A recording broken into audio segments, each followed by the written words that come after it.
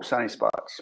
Makeup is not in the budget. What is going on, everybody? And that was definitely out of context. Hi, everybody. It is Wednesday. It is 8:13. So what, sue us? It is another episode of.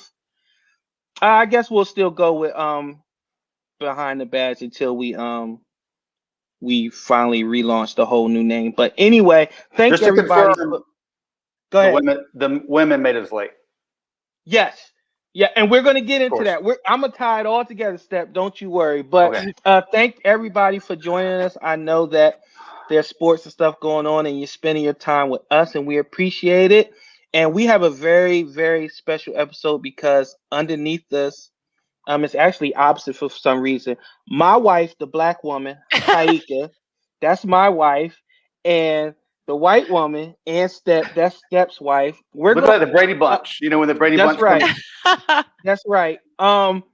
In law enforcement, it takes a lot to everything before we put on that uniform, before we lace up our boots and everything has to be in order and right before we leave that day. And more times than not, it's a lot of people behind us that's helping us and guiding us along the way. And for me, it's that throughout our whole law enforcement career, that's been our wives, our spouses. They've been there for the good, the bad, the ups, the downs.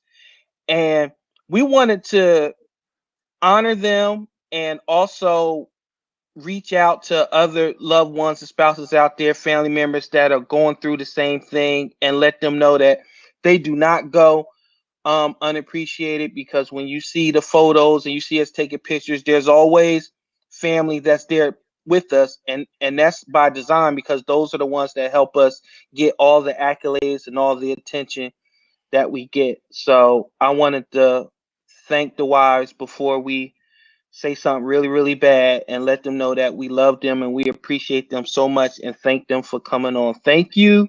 Hello, ladies. Hello. Hi there. So let's start with being late. We were just late, and that's one of the things that, as a police officer, Step, when we're late, the roll call, it like throws everything completely off. So what happens is we normally have a routine, and that routine consists of our uniform, where it is, our lunch, everything that's together. Now, for me, my wife knows I will be super, super early and not have everything I need, whether it's cuff, gun, taser, with it, shirt, vest. Yes, I have left my vest at home. And my wife, she always say, "I love you, gun, taser, keys," because those are one of the main things I always forget. Um, so I'm gonna ask the ladies. I'm gonna start with you, Step. What is the routine to get somebody like a Step ready to go in to work? Asking me, Step, as in me? Yeah. Okay. Yes. Um, John used to push it pretty tight to his timeline No to way. leave. So Not true. he's running a business on the side, and so um, he was usually pretty good though. He'd say, "Okay, go make sure my uniform's ready," and I would check that everything's clean and ready, make sure his badge is on and everything's prepped. I dedicated what I think is very helpful to that routine is we dedicated a closet by the back door to all his stuff. So his belt was in there, his boots were in there, his vest was hanging, it could air out. His jackets, everything was in there that he needed. Extra bullets, the extra pins for all the stuff on the uniform, pins, notepad. And so I would kind of get his uniform ready on that regard. And so but there were still times when I would same thing, I would have a checklist and I was usually like, gun, you got your gun. And so just want you to be able to shoot back. And sometimes though I think there was a time or two where I would run down the driveway, waving something that got forgot. So but our routine pretty much was John's like, "Hey, if you'll go make sure my uniform's ready," he'd run up and shower, and then I would just double check, have everything laid out on the counter that he would need to put on. I mean, because it's a process. People do not understand. Y'all don't just put on a pair of boots and go. I mean, there is a lot to what goes on to getting you guys out the door. It's a lot of gear, 35 pounds of gear. Tyeekia, what does it take to get a prince ready for work? You probably have to dress them. Well, it did. No. Mm, well, usually I would try to let him sleep until the last minute, even though he's really good about getting up on his own.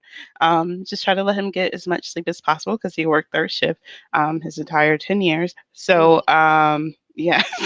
Ah, Right. I didn't know that. Yeah. So just our schedule was just always so hectic with the kids and everything. So just trying to get the last possible minute of sleep. Now I didn't do all what you did, and I didn't like check his uniform and do any of that stuff. He did all that. I don't iron. I'm not that Oh, type I of don't wife. iron. So okay. No, there was no ironing. So let's be clear. There was no ironing. Okay. I didn't do any of that. So he was responsible for making sure all those things were good. I would try my best to fix his lunch because work at third shift, the only thing that was open is Wendy's, McDonald's, and QT, which I later found out that my husband, my wonderful husband, was not eating the lunch that I packed. Instead, he was going to QT. He was, cheating on me, going out late nights, getting Right. The QT. A man could take but so much, yo. Yeah. Got a Slurpee in one hand and a hot dog in the other. Right. Yeah. That because I'd be like, I don't understand. He had all. But anyway, we'll get into that story later. But just making sure that before he leaves, it was always Prince is notorious for leaving things. So it was either he would leave his wallet, he would leave his gun, he would leave his taser. So I would go through that mental checklist every single time. But he's early though. He likes to go places early. He doesn't like to be late. He did like to get dressed at home. I know some officers like to get dressed at the office, but he preferred to get dressed at home. And one other thing that we always did is we always made sure we lived close to whichever station he was at. So it was like a 10-minute drive usually. So if he did leave something, he could come right back. That's good. Yeah. Thank you. Oh, not too salacious. Go ahead, Steph. So, I kind of it being mental health month, and then a lot of people don't know your wife's a counselor, psychologist, or what's your title? What's your sort of What So is your I'm a title? psychotherapist, licensed clinical social worker slash, I forget about this part, licensed clinical addiction specialist too. ISIS? Wait a minute. What? A license? What? Clinical addiction. Diction? You ain't no Addiction. diction specialist. Addiction What? specialist Uh, that specialize in working just say with drug counselor. individuals Don't say with diction. any Don't say diction. They're not even letting you talk. any type of How many? substance That's abuse. that's all of them. So basically, you're certified in everything. So my Yeah. question to you is, what psychological effects does a job have that you recognize, one as a wife or two as a professional, that you think that's consistent through law enforcement or just unique to his situation? Do Yeah. you,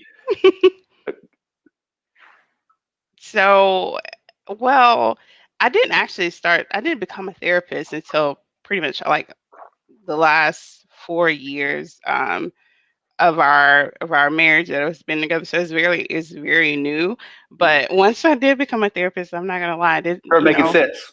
yeah, it all started, making sense. But of course, there's always the like PTSD aspect of it all, right? Of course, naturally, like especially all the things that Prince, went through. Sure. So many just a lot going on there, and then just to get started, I don't know how far in detail you want me to You can go. go. Yeah, we're open book here. Spill it. Okay. Nobody's watching anyway. This is just for our kids in 20 years. Right. Yeah. So like the things I noticed, the most with him especially like was after the initial the accident that involved a drunk driver, that definitely caused I still think it caused a lot of memory loss, from the concussion that he had. Because once that happened, I was having to constantly remind him of things, and still to this day. I'm not meaning to cut you off, but I was just add real quick. People don't know. Prince was hit. We had 2 officers seriously injured in 2012. Was it, Blue? Mm-hmm. Mm-hmm. And on 74, they got hit. They were both unconscious, critical condition. Prince responded. He had his vehicle blocking the road so they could conduct the investigation. Well, another drunk driver comes down. He's got his blue lights on, hit him from behind, knocked him out, and he didn't regain consciousness till his wife was at the hospital. So it was a severe accident. It's not a fender bender, or it was severe. So he had a head injury. So I just wanted to fill everybody in. So if they didn't know what accident you're talking about, I'm sorry to interrupt. Go ahead. No, that's okay. And when you talk about, I think sometimes I like compartmentalize that. It did happen 8 years, just about 8 years ago. Mm-hmm. And I was pregnant at the time, and I didn't know how to respond. And I think you all have talked about it a little bit in a previous show, but when I got I had a hard, and I still do. Like, I'm still getting used to sleeping at night. Like, if you have a spouse who works third shift, I never slept at night. I would sleep maybe 2 hours at a time, and I constantly check my phone to see if he was okay. I would, be checking his location to make sure that he's okay and all those type of things. And so that particular night, like, I would always have my phone under my pillow, the ringer on. And since me and Prince were fairly new, knowing each other, was pregnant, and I didn't know a lot of people, but there was an officer who we think to this day, big bright smile, who yes. So he messaged me on Facebook and was like, "Hey, Blue's been in an accident," and he was like, "Could you tell us your address so we can come and get you?" I'm like, No, I'm going to drive. And he was like, "No, we're going to come and get you." And we laugh about this now, but they sent a rookie to come and pick me up who had no sense of direction, like in regards to like where the main hospitals were. And we were we were putting in we had to put in a hospital, because I was new to Charlotte too. We had to put in the hospital address to be able to get there by GPS. So when I got there was like a whole line of officers. Like it was scary. It was surreal. I never experienced anything like that before. And it was almost like, I'm like, is he okay? Why doesn't somebody say anything to me? And I got to the room and the chaplain was there, and I was like, "Oh shit!" Yeah, right. That's right. And Prince even reminds me now. I believe not the captain, the chief was there. Chief Monroe was there. Yeah, it was really, really, really scary. And I didn't cry initially or anything. I just didn't know what to think or what to do. But yeah, it was that whole thing caused PTSD, as well as, the concussion. He was out of work for, quite some time. Wow. Yeah. And then you think about financially too, right? When you're out of work, you're not getting off duty and all that stuff too. So yeah, it was a lot. We went through a lot very early on in our relationship. That'd be scary, because just to see it's a big deal. And Prince didn't call you, so you're thinking, Right. hey, if Prince was okay, he would have called me and said, "Hey, I'm okay." So you knew how severe it was, and he didn't regain. It was all 3 officers were seriously injured in those 2 different incidents. But that's just the dangers we go through. Yeah, and when I seen the car afterwards, I was just like, "Oh my God," like yeah, surreal. Could have lost him that night, and Oh, absolutely. yeah, that would have. He's fortunate. He's got a little extra padding. Right. Yeah, he wasn't complete. I don't think you were completely bald at the time. You were still holding on, so maybe that was what kept. Yeah. Yeah. Listen, Had a couple no hair patches. jokes. No Okay. hair jokes. Like Okay. let's don't go there. And you have been. I think you ran the gauntlet when it comes to an officer, as far as injury, shootings, deaths, everything. Riots. So riots. Different positions, different shifts, different divisions, different different leadership roles. everything. hmm Out of all that, what was your toughest time with you and Steppe communicating through? Which one was it? The shooting? Was it the riots? Which one where it was like, okay, it's changing the dynamics of our relationship, even being together 20 plus years? I'd have to say, actually, what is interesting, what I think people need to be aware of, it actually was probably more about within a 2-year postmark of his shooting, because they put him back to work in a week after his shooting, which is ridiculous. And so he and I never had individual therapy. We never had couples therapy. I had to ask for a counselor to come to our home to speak with our son at that time. And so that never really got talked through at any level. And so that kind of came out, sort of like 2 years later-ish, I would say, where he was just sort of, more irritable and more just on edge. And so that was difficult. And I kept thinking, like, what's going on? That much hadn't changed within his job. And I was like, God, I think this is from his shooting. And then beyond that was watching him try to negotiate a path towards retirement, but not really wanting to retire, but knowing he needed to get out.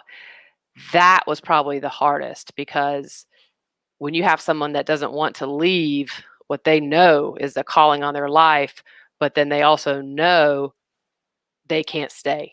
It's not the job that it once was. That was hard. I didn't know how to be there for him for that. I'm just not.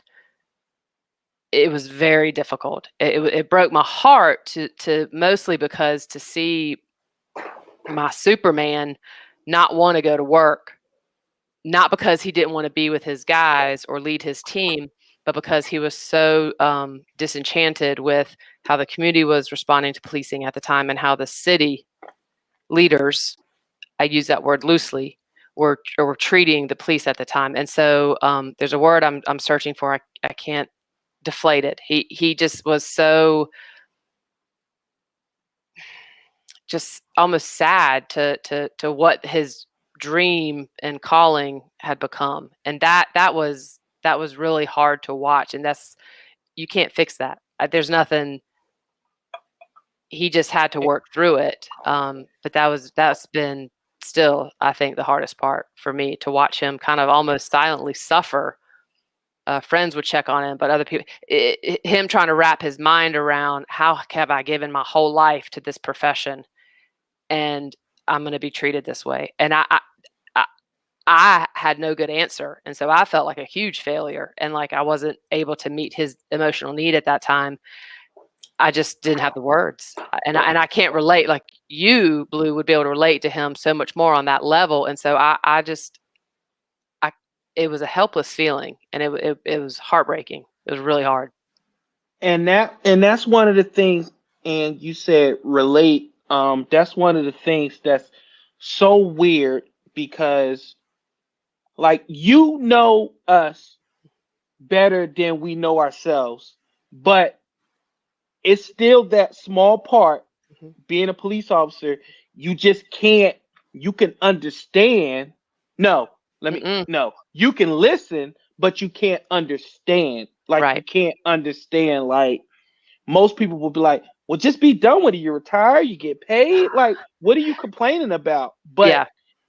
when it's the difference between going to work and doing something you love and you've been called to do. And me and Steppe was called to do that. And when you can't we were turn that off. You can't just turn that off. Turn it off. It will be with you all forever. It can't will never go away. And that's what people don't understand. Even now, Steppe, like when we go out at a restaurant, where are we always making sure we're sitting? So we can see everything. See the door. You go in, you're looking around, you're scanning, it's you think if you're out of it, you're done, but you don't. And the wives, I'm sorry, Steppe, but the wives understand. Like, most women, they're like eye roll, like, oh, why do you need to be by the door? Why do you need to see everything? But the wives, they know now. They're like, it's like, my wife always asks, she'd be like, is this seat okay? And I'll be like, yeah, this one is good. This is good. Yeah. And that's negotiating the space that you all need to be in to feel comfortable. So if I need to move over a seat so you can enjoy dinner better, then I'm going to move over a seat, and I'm not going to be mad about it. I'm not going to be snarky. I'm like Tyeekia would say, can you see okay here? Do you feel comfortable? I mean, that's what I think a lot of younger wives don't understand, and how could they? Because there's nothing in place for mentorship or to teach for wives to say. It's kind of like, do you know what to expect before you had a baby? No. Who knew they could No. go through 12 diapers a day? Okay, or more. I don't know, like an hour or something. Can't remember. But so it's the same sort of thing.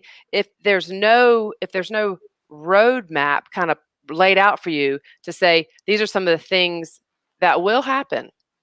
They may not happen to the same degree with your husband that they happen to my husband, but you can pretty much count on from the time you meet your husband, depending on how long he's in law enforcement, where he serves, what he does, these things are probably the likelihood that this A, B, C, D, E, F, G, H is going to happen, pretty likely.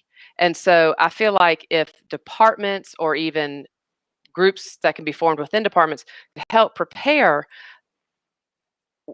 spouses, come alongside of children, family members, anybody that is in the circle of care for these officers, it would be tremendous to know, oh, okay, they said this would happen. Okay, maybe now I need to pursue therapy, or maybe now I need to say, hey, honey, let's pick up a hobby outside of Netflix, and so, and so I just think that's a big part of it, but it's hard. It's hard. And Step, when I guess I can say this, when you're going through something and there's nobody, when you're not talking to a therapist, like your wife has to be everything. Like my wife just happened to be a therapist, but sometimes I just wanted her to listen. But my wife naturally, she wants to fix it. And I'm more of I like to sit and stew. And what Ann says, she says like to give us space to operate. But my wife, bless her heart, she doesn't like to see me a certain way, and she wants to always try to fix it. I mean, am I off with that, honey? I mean, like you always are. You're always trying to fix it. You're always like, what's wrong? And I'm like, nothing. Well, you're in the bed and it's 10 a.m. I'll be like, I'm watching ID channel. Like you're always trying to make sure I'm not about to get into a funk. Mm-hmm. Yeah. I mean, I think it's just because it's so easy, right? You're used to having like a set routine every day. You go from doing that before, like you were in the military, and now, I mean, then you're a police officer. So this is foreign to you, and you're, so young, of course. So just, I worry, like, of course, like if you don't, if you if you don't take your meds, or if you do get into that deep, dark place, like, how long is it going to take, to get you out of there? So I constantly try to keep you on a routine, keep you busy. And I know I am always psychoanalyzing. I don't know how to turn it off, but you do try to tell me I'm fine. I'm just watching TV, and you just have to kind of snap me back out of it. And what have you learned being a therapist that helps you deal or does it give you an understanding of maybe the mood swings or the stress and you recognize the symptoms like PTSD, and does that give you, what advice would you give maybe a newer wife who starts seeing changes in their husband or Yeah. significant other or wife or whoever? Right. So the first thing, usually, I think the hardest things to do is like making sure that you're not listening to react, right? So if you all are having a disagreement and they do want to talk to you about something, you're listening just to be able to hear them out without, constantly trying to react, even if they're wrong, right? Just listen to them. And so that's one thing. And then pay attention to routine, right? Most police officers are very routine.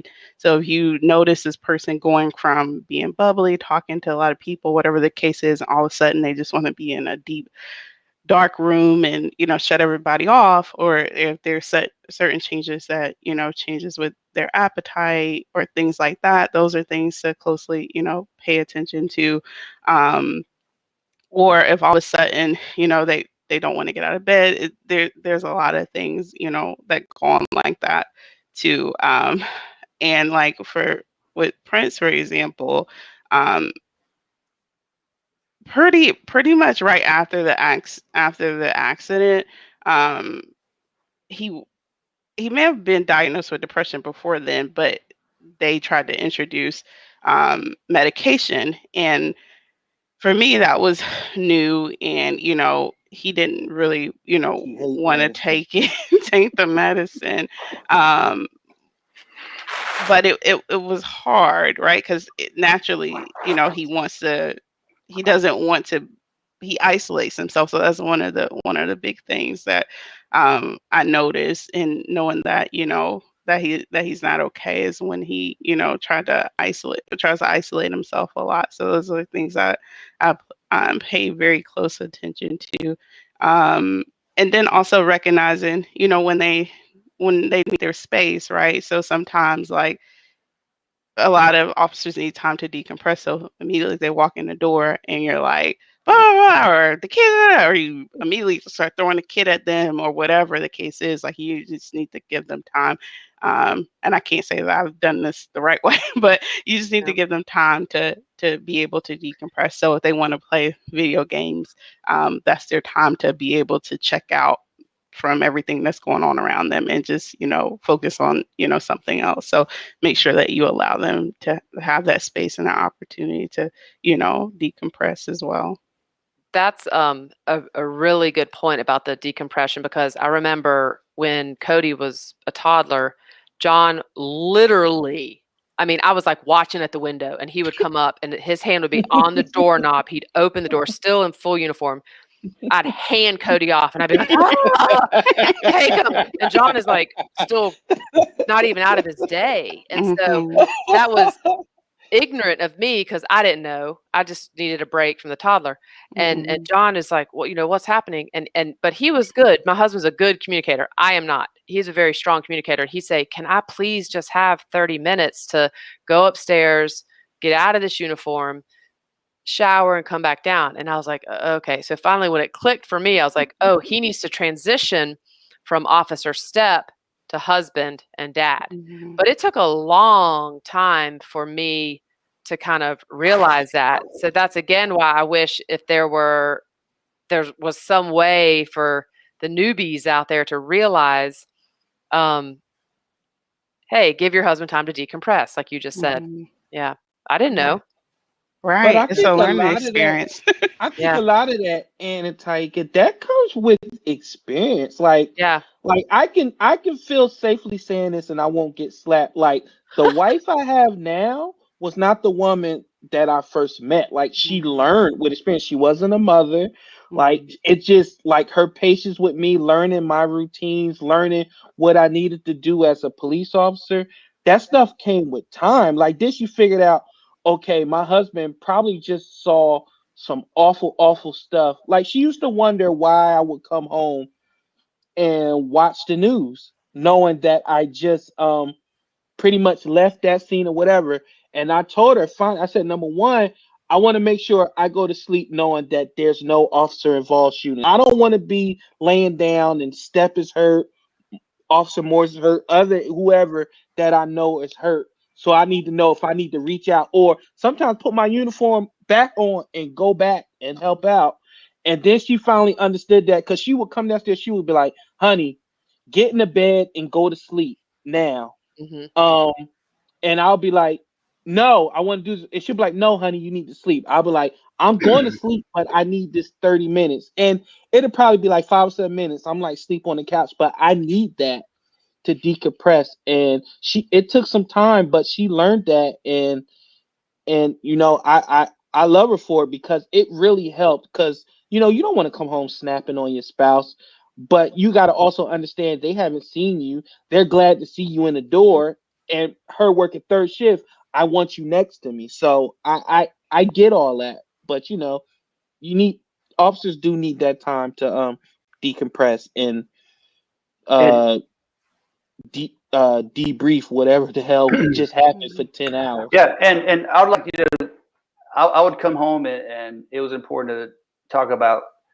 There's a bunch of things I never talked about, but they could tell what kind of day I had. If I came home, I'd be in a bad mood, or she knew if I had a good day, a bad day, and sometimes I was an asshole, and so that's the problem. I think. Yeah. So like only like 5 or 6 days a week, but what's important is that the wives know, and it took Ann years to know that when I come home, it might be something as simple as there's a water bottle in Cody's playroom on the floor, and I'd be like, "What the fuck is that? Pick this shit up. Why is the trash over? I want everything perfect because and it took me a while to deal. We deal in chaos. I don't want to come home and he would get manic over it. He'd spin out manic. I don't know about spinning out manic, but I was maybe. But yeah, spinning out manic.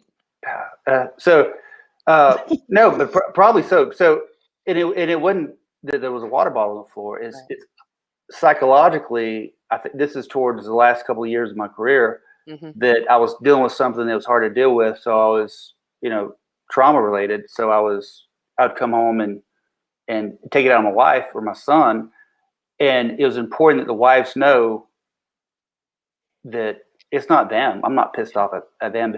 So that's important. That's why a lot of marriages end in law enforcement and in the divorce. Because the women, you have to have that support group that's not there in most places, right? So, or like in the military, Blue, you're in the military, they had a strong support group if you had a wife in the military, right? They had. Oh, yes. So Army, military wives always FRG, picked each other right? up. Family Readiness Group.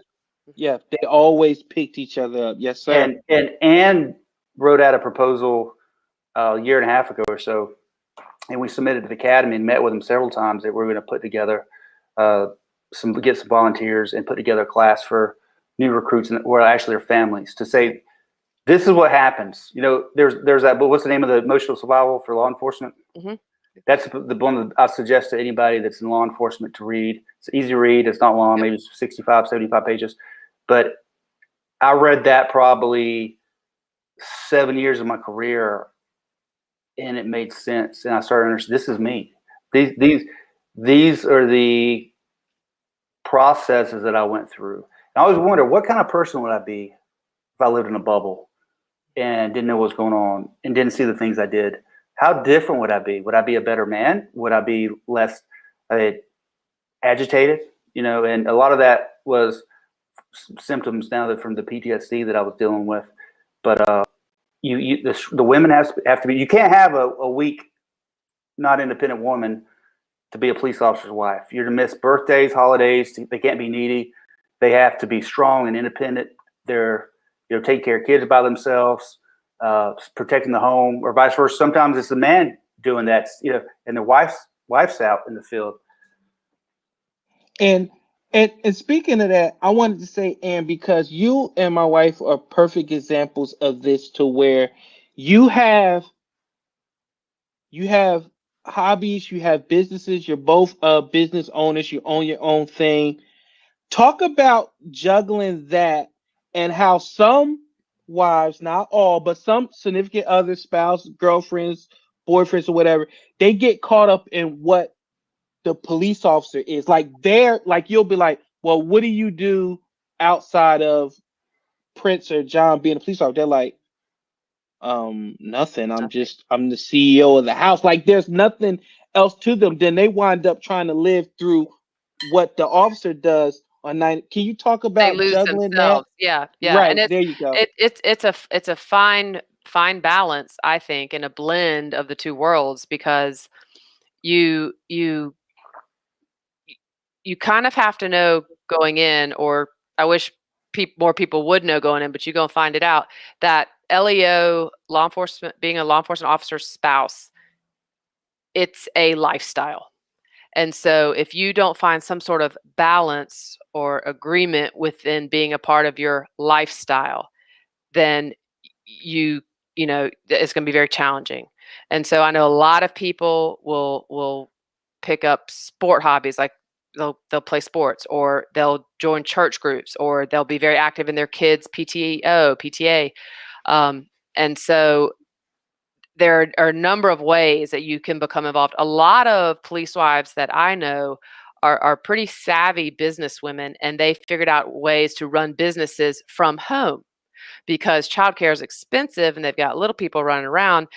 They want to be home with their kids, but they also want to say, hey, I need something outside of just being in this house and just being a law enforcement officer's spouse. And good for them. And those are some kick-ass women. They do any number of things, and they make good money doing it, which helps out, takes the pressure off the officer of any gender to help provide more through off duty. And it also helps give that spouse an identity that is their own. So I'm not just Step's wife. I'm not an officer's wife. I'm me, and I partner with him in this. But this is my own thing. And I think that's important on all fronts for a lot of reasons. But I think you do need to engage in things outside of law enforcement, because you need to know that the world's not all dark and that it's not all crime ridden, even if it is. You need a break from that. And so it's important to have things to do outside of that. It's crucial, and it's going to be more so for different people. The majority of our friends, I would say, outside of our neighborhood, are police officers, and their spouses, and so, but that works for us. We have a lot of good friends in our neighborhood that we spend a lot of time with when we can, and that works for us. And so that's been our blend. Our families are close by, so we do family things when we can, and so that works for us. But yeah, it is really important, if that is a need the spouse has, or something they need to do, to branch out and do some things that are of their own. And Miss Blue, and what people don't understand is shit road. What we say in law enforcement, shit rolls downhill. So if the captain gets in trouble, the lieutenant gets in trouble, then it goes all the way to the line officer. But in a family setting, if I take my frustrations out on my wife, then she's ultimately going to take it out on the children if they have them, right? So it'd be short-tempered, more aggressive, or detached. What advice would you have for the wives? What did you do to deal with the stress from the officer? And how did you see stress from Princess or the other kids of having a dad who's law enforcement, or at the time they're just too young to understand what dad was?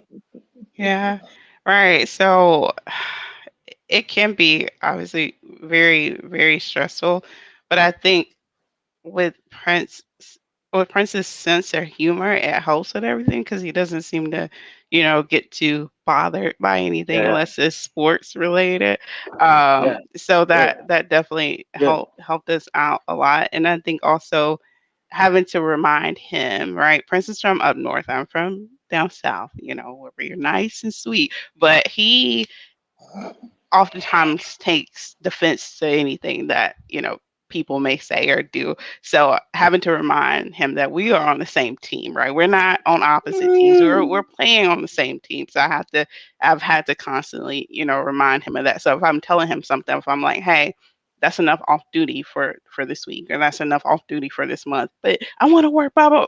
I'm like, it's enough, because I could tell how it's taking a toll on your body, or how it's taking a toll on our family, our kids are missing you, or whatever the case is. So just kind of help him understand whatever I'm saying. I'm not saying it to tell him what to do, but I'm telling him that, for his best interest, and for our family's best interest too.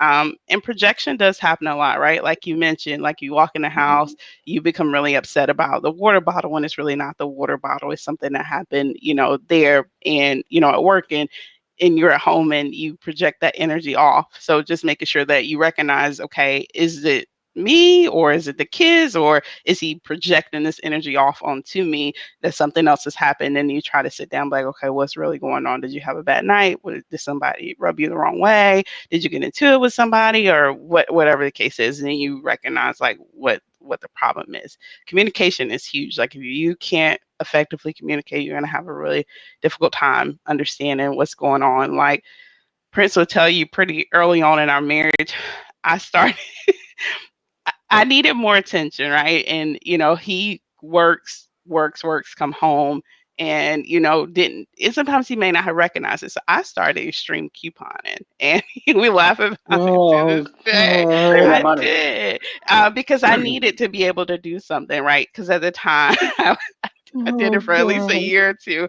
I would be in the stores, and that was my outlet, right? That was the thing that kind of got me up and going. I finally went to school and got my master's, but at the time it was extreme couponing as my way of coping and dealing with being a police officer's wife. Yep.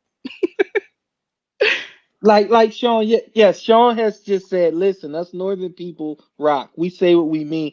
Down here in the South, you guys talking cold. Yeah, bless your heart. Like Tyeekia would do this thing to where, like, if somebody's like, hey, do you want to come to a birthday party? Tyeekia would say yes, and then proceed to come up with ways to get out of it. Versus if they ask me, I'm like, hell no. And if they want to go any further, they're probably like, why not? I'll be like, honestly, the Sixers are probably playing, or honestly, I probably ain't gonna fucking feel like it. That's just me. And then she'll be like, why are you friends with him? And then they'll be like, because he's honest. He tells the truth. He says what's on his mind. Because listen, when you're a police officer and when your time is precious and you feel like, hey, I want to chill out for 8 hours. I don't want to go to a birthday party. I don't want to go to a Tupperware party. I don't want to go to a baby shower or whatever the case it may be. You know what I'm saying? Like, you know it, Step. Like, your time is precious and you want to keep it, right? Like my aunt Liz said, just say no. Like, I'd rather just say no, and then Yes, people she's will notorious for understand. saying no. And the thing is, so in our relationship, when I was a police officer, Ann was always social and had these events and everything. And it took her a while to understand. I get my socialization with my guys at work, right? So when I get home, I just need to.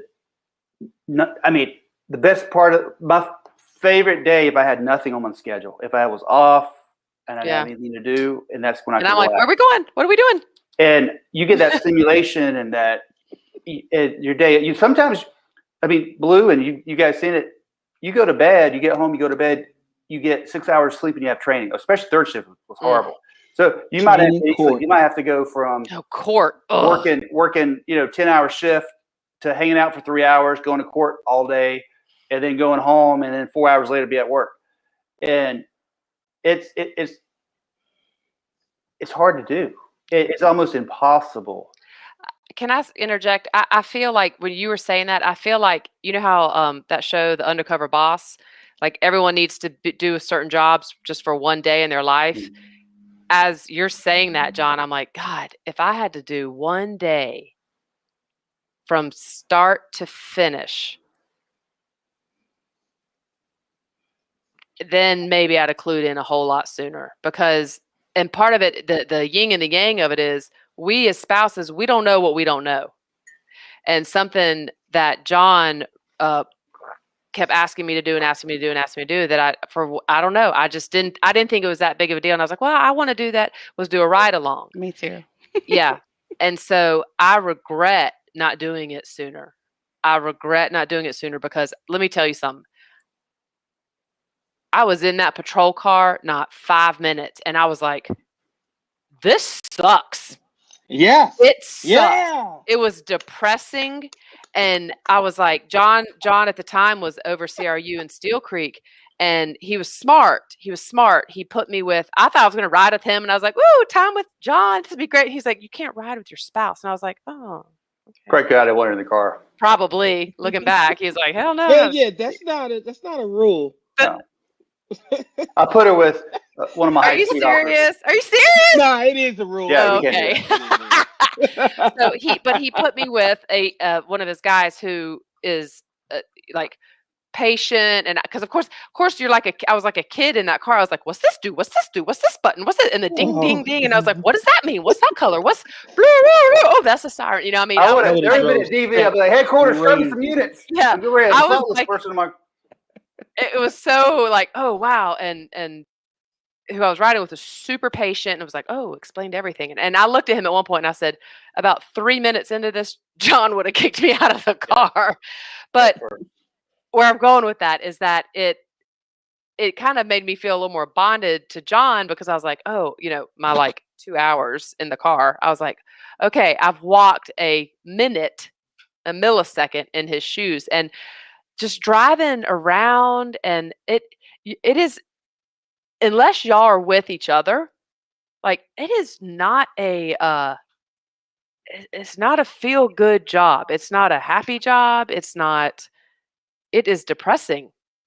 And You got to find challenges within the job, yes, and that's what me and the like me and neighborhoods can Steph, be depressing, and yeah, When like people me and talk Steph, to us, and yes, like Steph. How many times we've gotten in the I was car shocked. and we've like, man, this sucks. Yeah, I'm gonna go get out with a crackhead. Like you make games up to yourself. Like, I'm gonna go get some dope. Like, you gotta legit like have that mindset that this ain't gonna be a boring 10 hours. It can either be right. a boring 10 hours or it could be an action-packed 10 hours. But Well, it just so happens now you can't play those games now because you get in trouble and stuff like that. So that's a whole different other topic. But what I wanted to really ask Ed to take it, like what you said, I want to piggyback off when you said that when you did the ride along, mhm, you didn't ride with John, you rode with somebody yeah, else. yeah. Now I want to touch on this because this is very important. There's a lot of that's my alarm that my wife set to take my medicine. I knew it. Mhm. I was like, I bet that's how you hold on this one. So this job, you know, it's a uniform. The uniform for some reason is very majestic, especially to the opposite sex. Mhm. So this job requires a lot of trust because we're away from home a lot. We're at parties and your DVs and everybody.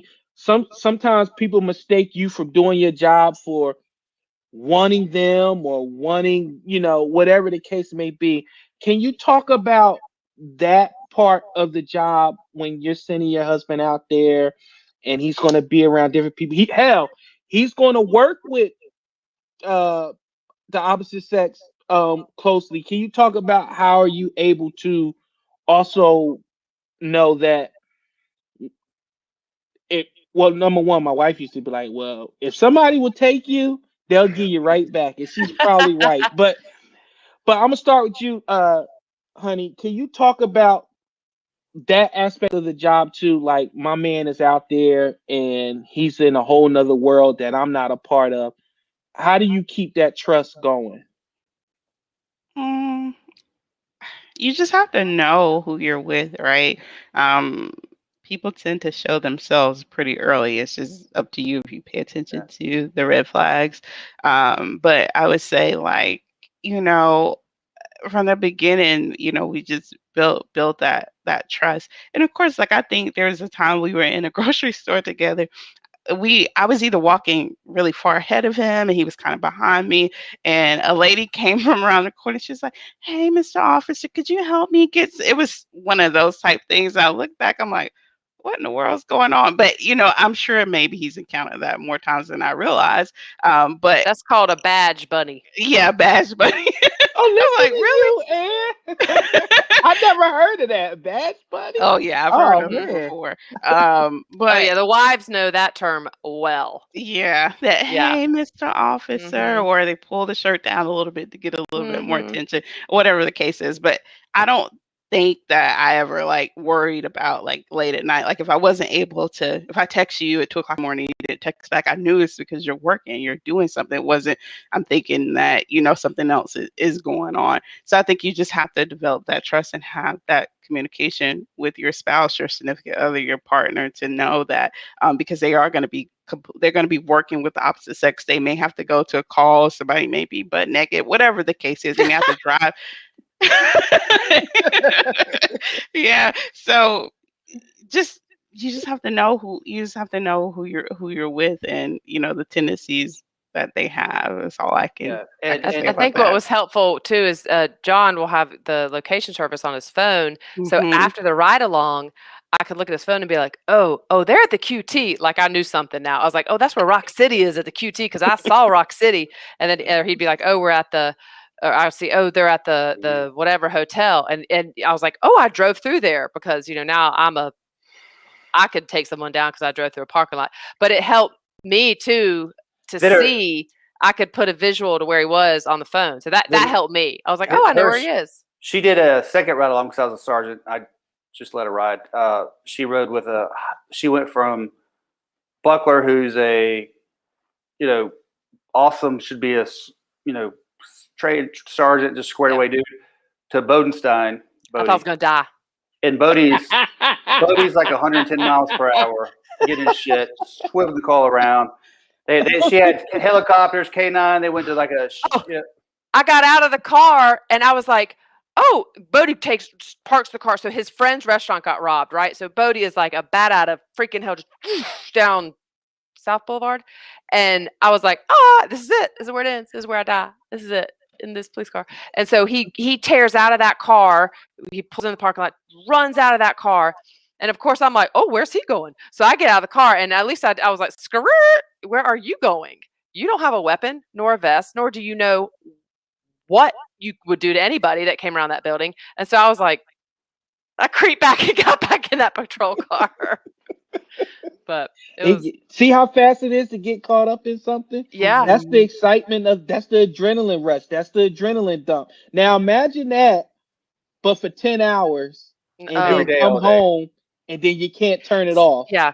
That's the power. That really is the power of a ride along. And that was part of what my proposal encouraged, was that spouses, family members, whomever is going to be in the circle of trust, if you will, to support any officer, goes through parts of the academy, goes through some of that training y'all go through in the cars with the guns, with just experiences that, and then does some sort of a ride along. I cannot, that's my main thing. If I meet young wives or spouses that are with officers, I'm like, do a ride along early on. And if he changes division, do one in that division, because I mean, I've told John, I was like, I'm sorry I didn't go before. It was so eye-opening.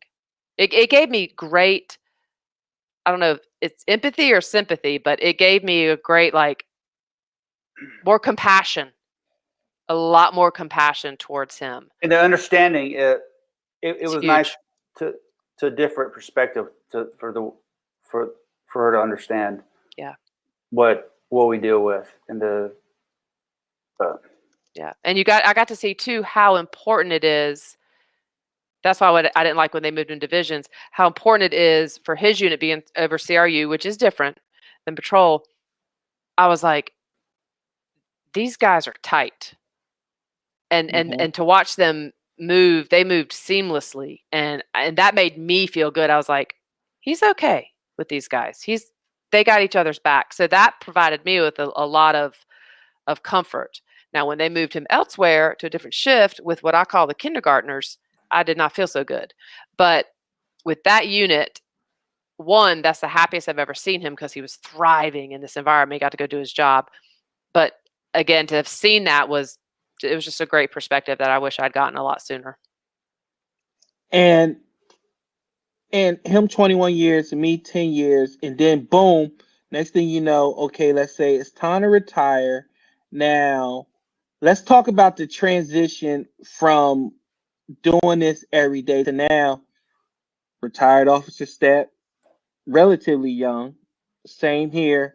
What was the first thing you noticed that was different in a good way? What's the first thing you was like, man, is this what's like having you home every day? And then give me, damn, is this what it's like having you home every day? So give me the good and the bad. The good was that he was there, and getting to have him in bed every night, and then you wake up and he's there. There's not like where he didn't get home till 7 a.m. It's like, whoa, you know, events, special events. He's been able to attend family events. He's getting able to do what he wants to do. The freedom of him being able to speak his mind, because that would drive that man crazy. Like he's being able to say what he wants. That was like, yes, he's so happy being able to speak his mind. I think it's just just him. He wants to go to the gym. He goes to the gym. He wants to go see his parents. He gets in the car, goes sees his parents. It's just the freedom and the flexibility and the stress that has come off him of not so much anymore feeling like he's carrying the weight of the world on him. Because I think what some spouses don't realize is that how much weight y'all carry for each other over the worry and the protection that y'all have for each other. It's not a departmental thing, but it's over worrying about each other. And so for that kind of being gone, although, he still checks those police alerts. Yeah, Sean said, I'm trying to get him away from that. That totally. I'm gonna work on him. Work on him because we're not doing it. We're not doing it. Well, what about your wife? What do you think? She has nothing. High and but low. Thank y'all for everybody for coming. This has been I have a lot to say. So I would say just being able to be able to sleep peacefully at night. Rest. For the longest time, my parents will tell you, like, I'm really close to my family, and they live in South Carolina. We see each other often, but if they ever wanted me to come somewhere, I would never go. If he had to work, you could not count on me being there, because I was always afraid of leaving him work while he's working, and then if he needs something, I can't get to him fast enough. And so when I told Prince, I'm like, I can't do this anymore. This is too much. I can't do this anymore. Was a night my father was in a hospital, and it was a very serious incident that was occurring with him, and I was in South Carolina. I was at the hospital with my dad, and Prince texted me as I've been in a wreck. It was a minor wreck, but it was another wreck, and I'm like, I can't do this anymore. The one time I'm away from home, this is what happened. You're in a wreck. And it just brought back all those memories of what had happened before with the drunk driver accident. I wish I could count how many times I had to show up in Novant for Prince. I honestly think it was at least 10 times. Like, whether it was food poisoning somebody ate. Yeah.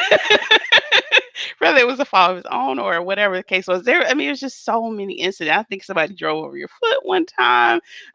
You hit somebody. Somebody was fighting you and you put your hand in the glass. It was a lot of things. He was found practically unconscious on Eastway Drive due to almost going into a diabetic coma. It was a lot. So just being able to sleep peacefully at night, knowing that my husband is home and I don't have to worry about him and I don't have to stay up all night, that to me is just the best thing in the world. But I think prior to him medically retiring, he was home a lot more. Like, he would go do I forget what they call it now. What is it called? Like, when you go sit in the office and do office work, light duty, right? There we go. I couldn't think of it. So he was doing light duty for quite some time. So that helped us kind of transition, me getting used to him being home. And so that's the good stuff. The bad stuff, I think I've already mentioned, like when he gets in these spaces where, he isolates himself or he's suddenly in a bad mood for no apparent reason, and I can't quite put my finger on what's wrong. Or if he's spinning his wheels trying to find, what to do next, and he's bored, he's want to look for jobs again. I'm like, Prince, no, like we do. John had been retired like half a minute, and he did some not off duty but some other work with a friend, and got involved or broke up what would be robbery. And I thought, We had two stolen cars. I called it in. Be serious. I felt like a down parent the- taking the keys from a teenager. I was like, "You're done. Mhm. No, Right. no, Yeah. Prince did the same thing. Yeah. Another officer retired, started some type of like security type business, and he They was can't going help out at it. night driving around neighborhoods and stuff. And I was just like, honey, Do you see? it's Do you not see worth it. bankers? Like, Do just you? stay Do you? home. Yeah. Do you see bankers when they retire running Mhm. back into the bank, being like, "I gotta Right. close that deal"? No, no, you don't. You don't see a Yeah. doctor like trying to run back into an Mhm. emergency room. They're like, Yeah. "See ya, Right. He was police." so cute. He had his khakis on. He had his gun. Oh God. Yeah. Driving around in Impala. I mean, it's. Nope. So you know what? Fine. Y'all All are a right. rare So breed. Right. now you see how you're saying this to us and Mhm. everybody else, and let's talk about how. Let's touch on a little bit how we getting you get the call um about Steppe being in his shooting, one of his shootings, and immediately take me through what are you feeling? Like, what's your first question? Because I already probably know what your first question is, but getting that call, can you talk about that? Getting Yeah. that call Well, about John? John made the call, and so he called at 10 o'clock. I'll just never forget it. He called at 10 o'clock. I'm coming home, and I was like, "Oh, great!" Upstairs watching a movie with Cody, our son. And then about 10:30, he calls again, and he says, "I've been in a shooting." And at first, I was like, "Ha ha ha!" I said, "That's not funny." And then Yeah. all of a sudden, I was like, "This is John Steppe." I feel like I've been waiting for this call his whole career. So then I said, wait a minute, what? He goes, I've been in a shooting. He kind of says some other things. And I thought, oh, okay. And he says, I'm bleeding, but I don't know if I've been shot. And I said, oh, okay. I said, is medic on scene? And he said, yes. He's very calm. And I said, well, I'm going to need you to go find medic because I know enough because he's had me listen to audiobooks. He's had me read books. He's educated me on the fact that you can be shot and not know.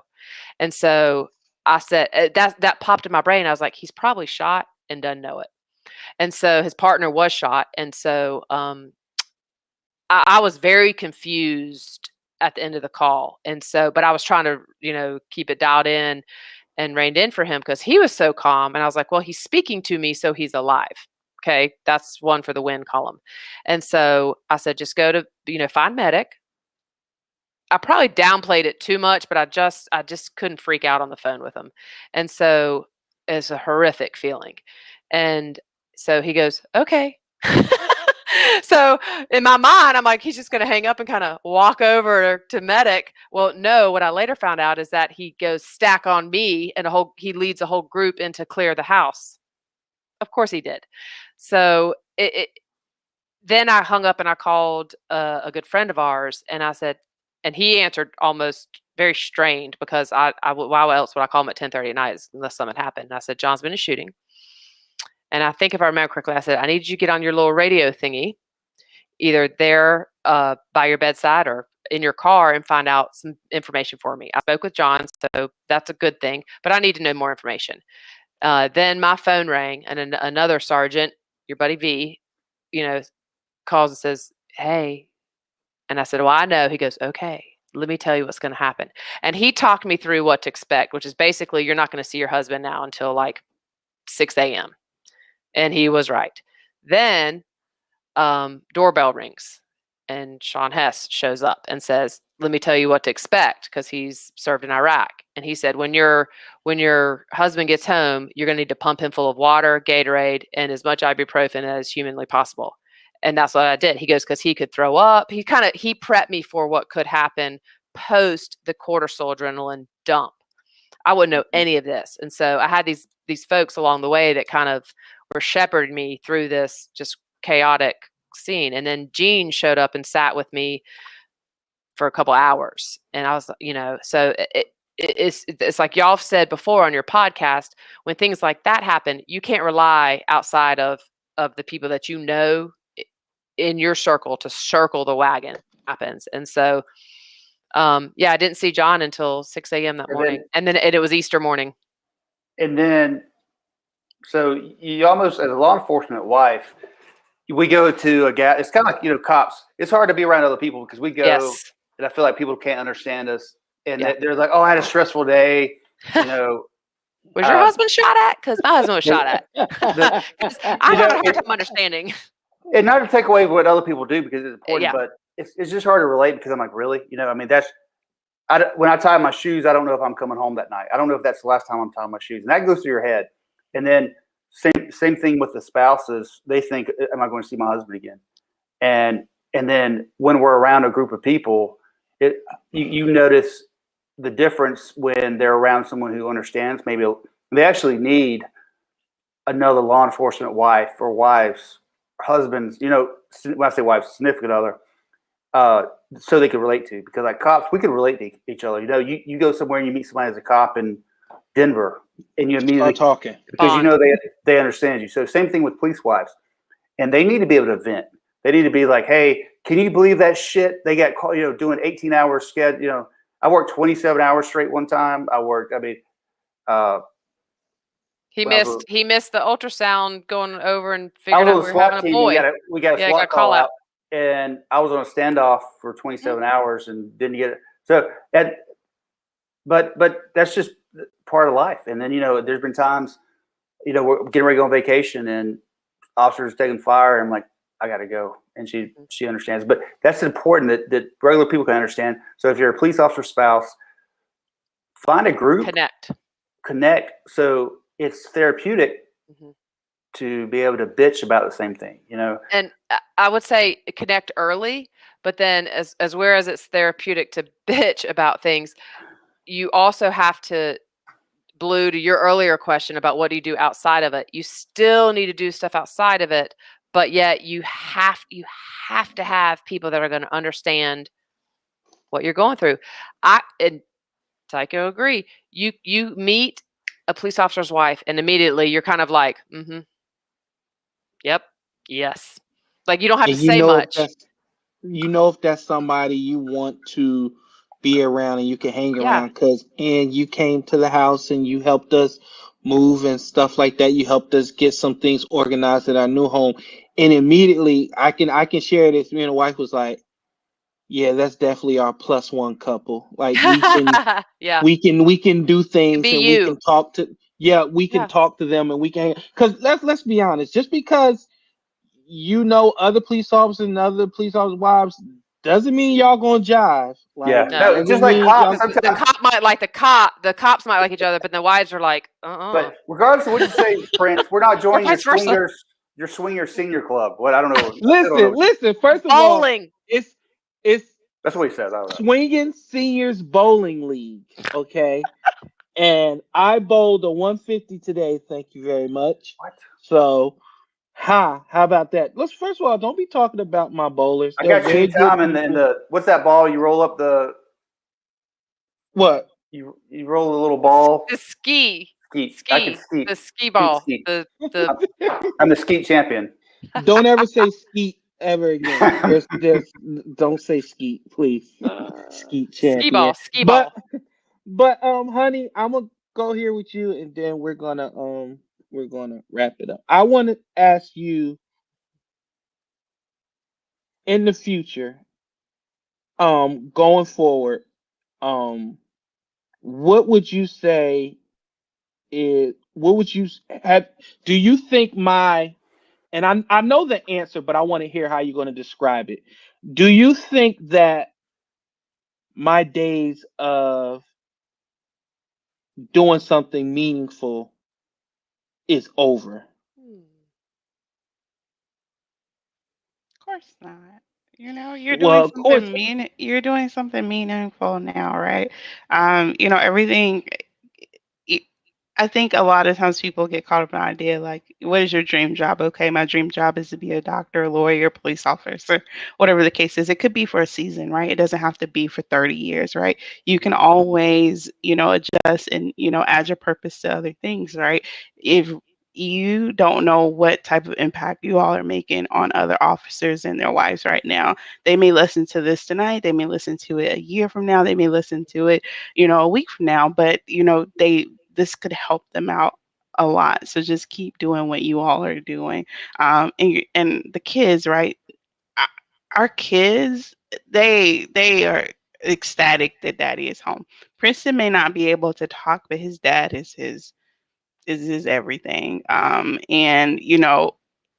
and we didn't know Princeton had autism until, guys, I don't know. It's gonna make me cry, so I won't be able to help it. Um, we didn't know Princeton had autism until just as 2020, October 2020.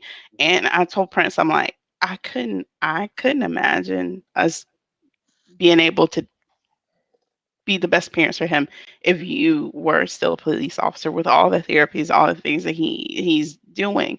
Um, it just, everything happens for a reason. So will you continue to have purpose? Absolutely, in so many different aspects, not only just the podcast and our kids' lives and our families' lives, and other people that you may meet at your swingers seniors bowling league lives. Just Throw the bowling in there. yeah, uh-huh. Just so many different things that you all are doing. And this allows you, because even though I know you're like, oh, I'm gonna apply for this job, or whatever case is, like, we're blessed. We're all blessed, right? Where it's not like, okay, if you don't go back to work, our family's not gonna be able to eat. Like, we're blessed. So just being able to see you figure things out that you may have wanted to do a long time ago, and you just didn't have the time to do it. And I'm just like, this.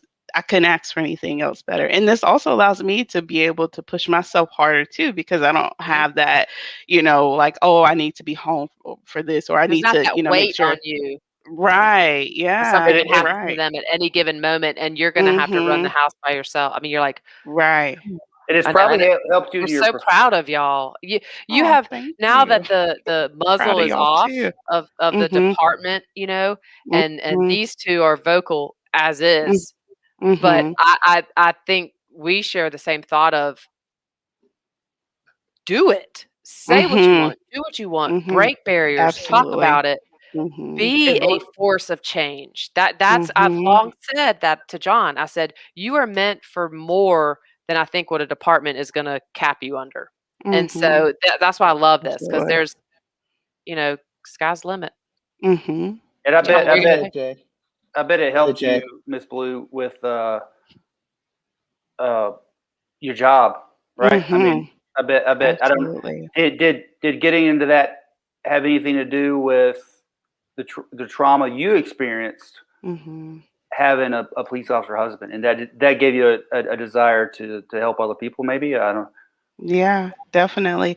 Um, I I would say, like, being a therapist and having my own practice was like a 5 to 10 year goal, right? Not immediate goal that Wow. I planned to have. Yeah, I was like, okay, I'm gonna get licensed. I'm gonna just continue to work and focus on our family. both And of them have masters now. Now but Y'all gotta slow down. We gotta keep up here. We oh, we we're got done. nothing. We I'm got done. nothing. Y'all have a lot, right? We're all rich, and a piece of paper doesn't define us.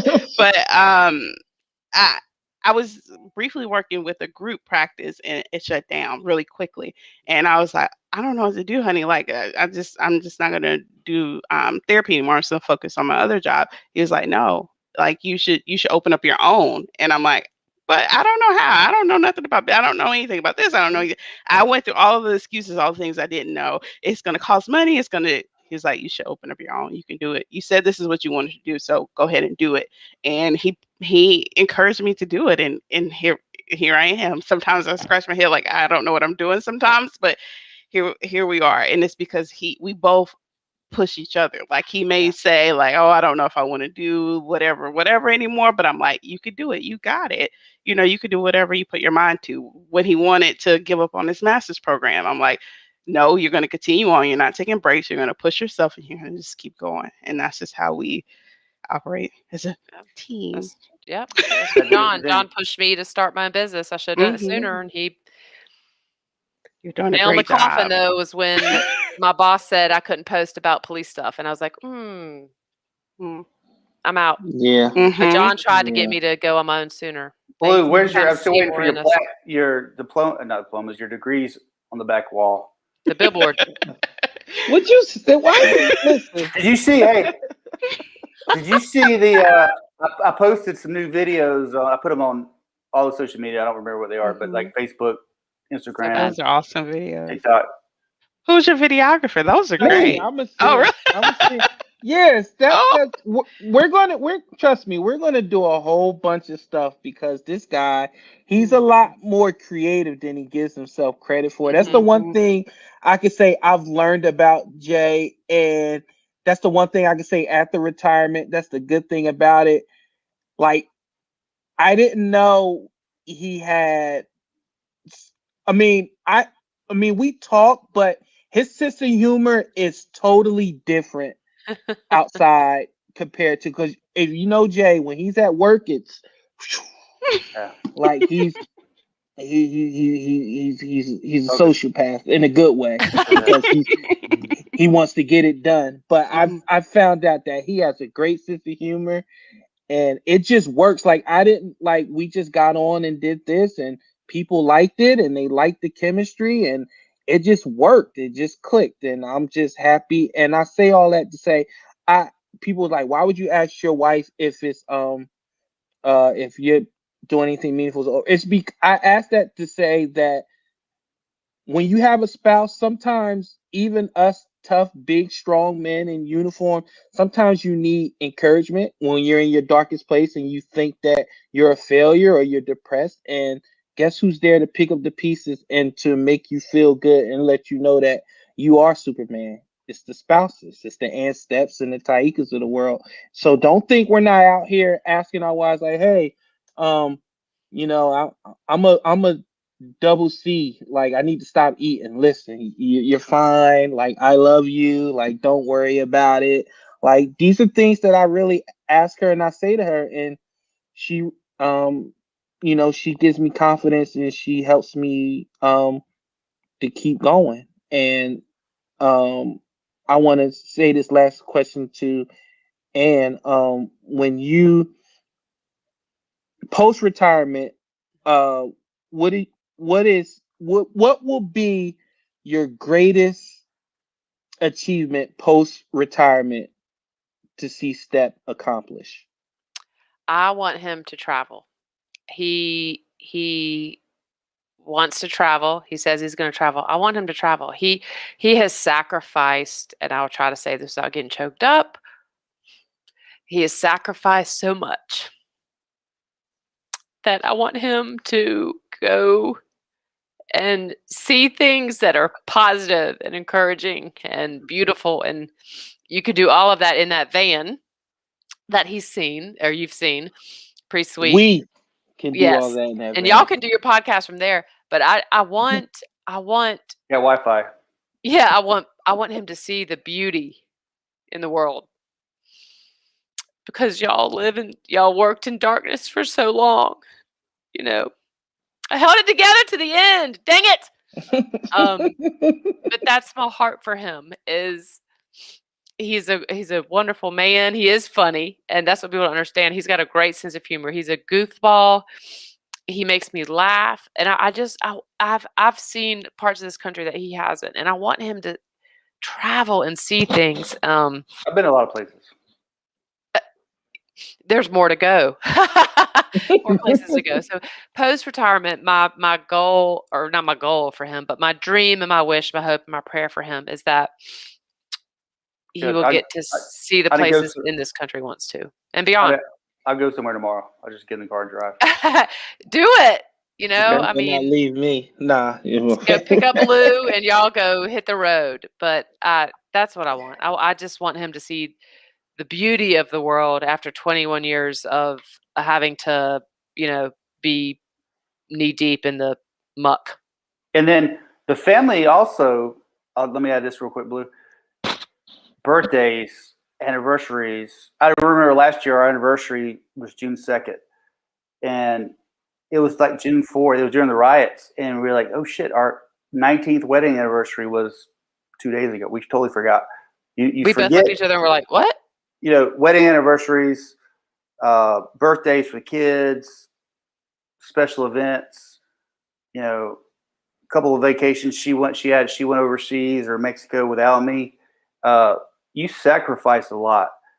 and that's something you take on if you care about, do what's right, hold your head high. I think we both did our job with integrity. We had a calling. We did what we were supposed to do. We should be proud of that. But it would have been hard to do our career without a support person in our life. And Anne was always supportive, so I appreciate her doing that. And I'm sure your wife. And it would have been hard to bet. It would have been hard to do. But No, there's no doubt in my mind. It would have been hard to do without these two ladies. And now it's your time, ladies, to plug away your ventures, businesses, money schemes, whatever you got going on. We're scheming. Ponzi, hit pyramid, and I'm sure Anne doesn't mind if you're a significant other or wife and you have issues or questions, reach out to her. Please. And if you need counseling, I know a great counselor who's taking patients. Honey, tell them where they can find you, please. Yes. Okay. Well, hey, let's think. So for cops, let me make this point real quick. It's hard to talk to people because, like, I don't want to go talk to that motherfucker because they don't understand, right? mm-hmm. Right. So now you have a veteran law enforcement wife who understands the job, understands so not only she understands what happens to us as police officers, but she understands the wife's situations. Mm-hmm. So if you're a law enforcement officer, a wife of one, a family member, a mom, a father, who else better to talk to than a spouse of a law enforcement officer? I mean, honestly, they get it. They understand. So there's nobody other than the cops who are on the ground that understand this job. And so, yeah, thank you. Yeah. Hopefully you're taking patience because I did a well, I am pretty full. And every other day I tell my husband, I'm like, I don't really need to take any more clients, but I just don't know how to say no. But anyway, in time, I will be able to have $299, man. Been mowed over to us. Tell them where they can find you, dear. So you can find me on social media, like my personal pages is at Tyeekia everywhere, of course, because my name is so unique. I could just use my first name. And as far as like business inquiries in relation to my business, Essential Wellness Counseling, is essentialwellnesscounseling.org. essentialwellnesscounseling.org. So you can go there.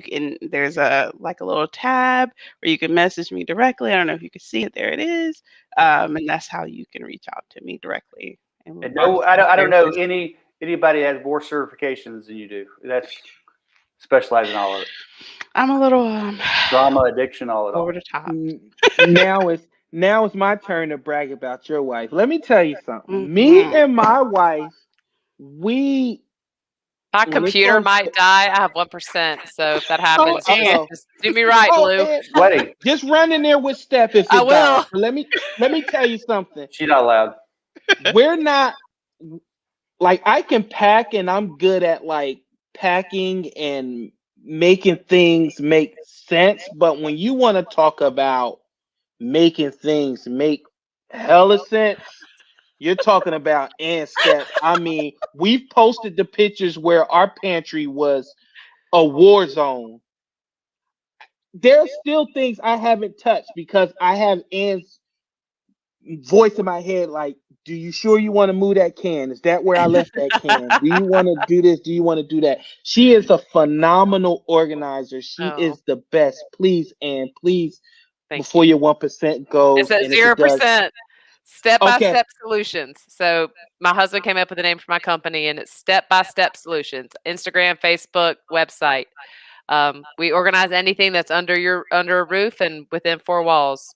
So. Oh, there it is. The power of live compels you.